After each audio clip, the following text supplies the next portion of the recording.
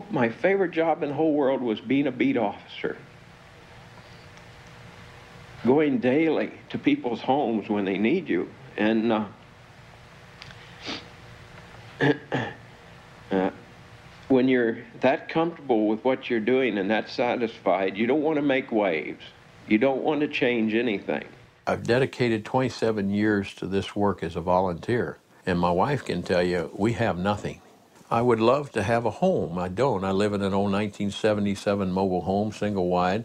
My bride deserves better than that, but we live on my small medical pension, and we don't have hardly anything. But I can't stop. We have the jury box, we have the ballot box, and then we have the cartridge box.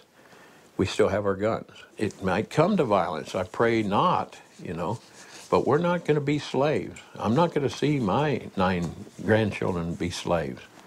You know, I'm just not going to do that, you know.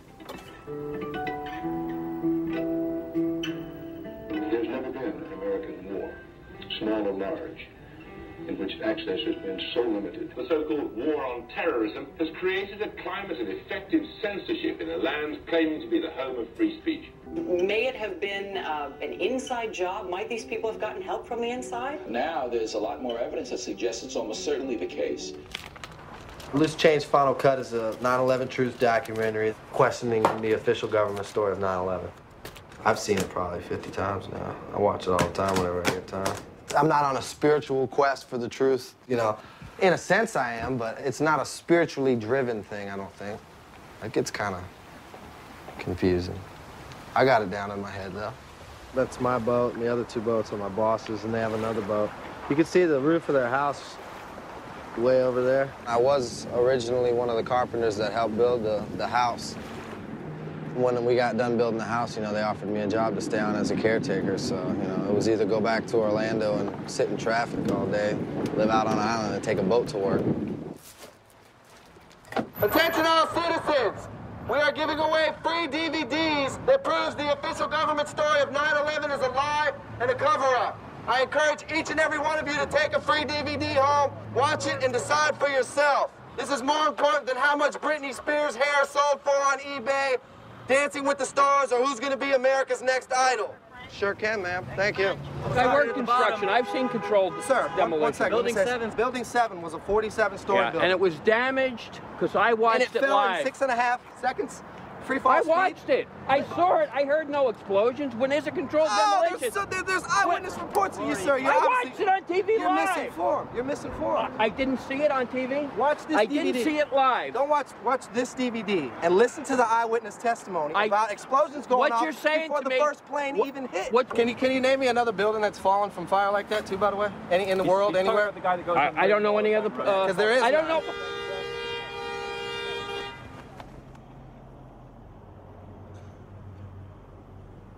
I was a big part of the anti-war movement when the Iraq War started. I marched in Washington. It was estimated at, you know, 500,000 people. Those politicians probably weren't even in town that day. They could care less that we were there. 9/11 is the justification for everything that's going on, so why not talk about 9/11? I don't believe in aliens. I really could care less who shot John F. Kennedy. I don't give a fuck if we landed on the moon or not. Yes, the Holocaust did happen. I've been to Dachau and seen that kind of stuff. I truly believe 9/11 was an inside job, and I would like to see the people that actually, you know, orchestrated the events that happened that morning. I would like to see those people held accountable, put in jail, you know, and prosecuted to the fullest extent of the law, whether that be the death penalty or life in prison. They need to get one or the other, in my opinion.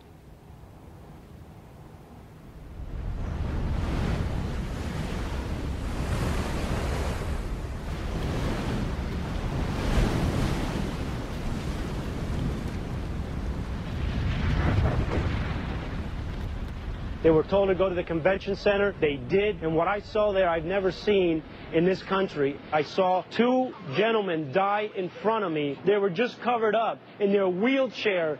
Babies, 2 babies, dehydrated and died. These are the families who listened to the authorities, who followed direction, who believed in the government, and they followed directions. They walked miles, floodwaters up to their chest, for a whole day and they follow direction. These are law-abiding citizens who have been left behind.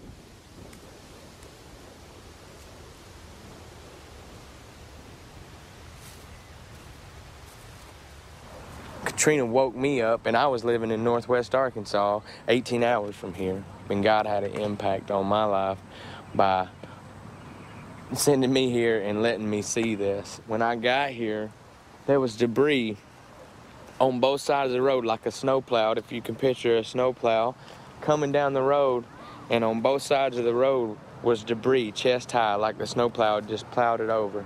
And I think FEMA's a complete failure, and the government shouldn't say, trust us with your money, because we're going to help people, because that's the kind of help they get after 2.5 years.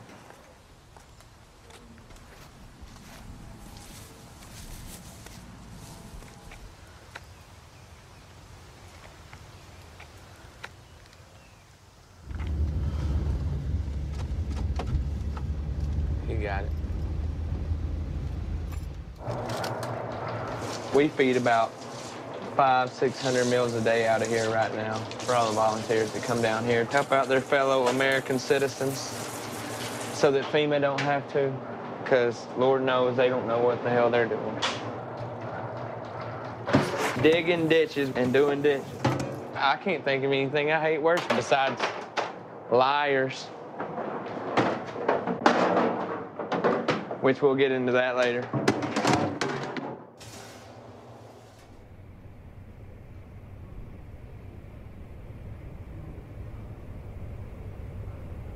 The world definitely changed on 9/11. I think anybody would say that. When you turn on the news, what is the first thing? What do you hear almost every day? You hear post 9/11, post 9/11, terrorism, terrorism, terrorism, 9/11, terrorism, Iraq, weapons of mass destruction, weapons of mass destruction, Iraq, Afghanistan, terrorist, Al-Qaeda, Al-Qaeda. All these words, all these things I had never heard until 9/11. I never heard of any of this, any of these people. It's woke me up, and it's changed my life, and it's made me want to stand for something. It's made me want to fight for my people. It's made me want to wake other people up to understand what is going on. You know, I want people to wake up to the global elite that run this country. I want to see a change on this earth.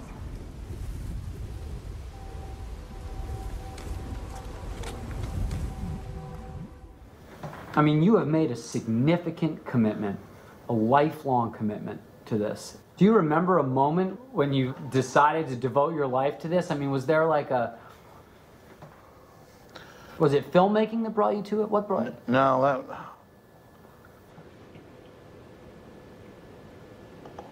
Waco.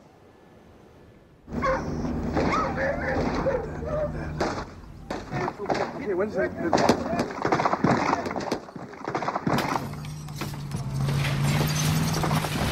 Damn man!